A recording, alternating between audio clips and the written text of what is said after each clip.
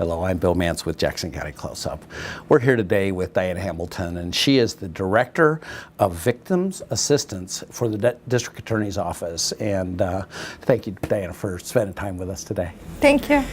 Tell us the types of things that restitution really means. I mean, there's money, I know. What is just restitution? Tell us, what is restitution in a court case? So in Oregon, restitution is financial repayment for actual loss.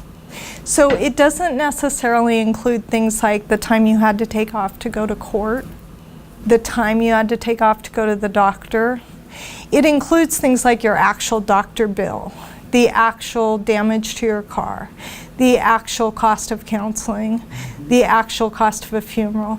Those are the sorts of things that we order restitution for. So there are two people on the victims assistance staff. There are two ladies who work here, and they're what's called restitution specialists. And when the case first opens, they get a hold of the crime victim as soon as they can, and they say, tell us about your financial loss. And then crime victims send in documentation or information about their loss.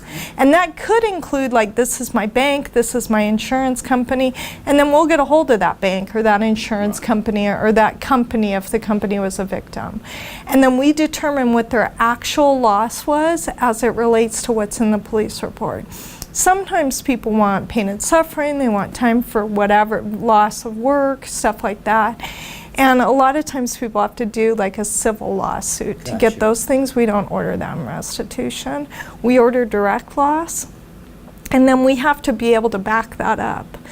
So if a defense attorney says, hey, I don't really think this is what the loss was, the district attorney's office, it is our responsibility to prove that that loss is valid. And so our restitution clerks not only come up with those numbers, but they get documentation to prove those numbers in case there's litigation around that. You just think about the fact that some of the people may not have the ability to actually pay the restitution. So it's a great there question. are times when they literally get forgiven or something else happens? So restitution orders are not collected by the district attorney's office. They're only ordered by the district attorney's office. So we come up with the number, and the court orders it, and then the Oregon state courts collect that restitution.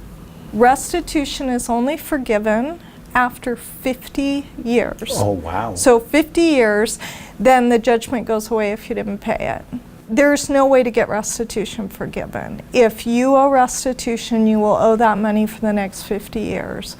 Usually if you don't pay restitution, then it ends up like in collections, like any other judgment against you would. You don't necessarily go to jail or have to do community service or something like that for not paying your restitution.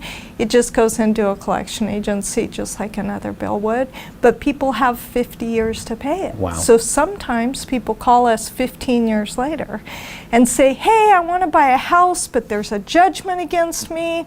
I have this $10,000 I want to pay in restitution.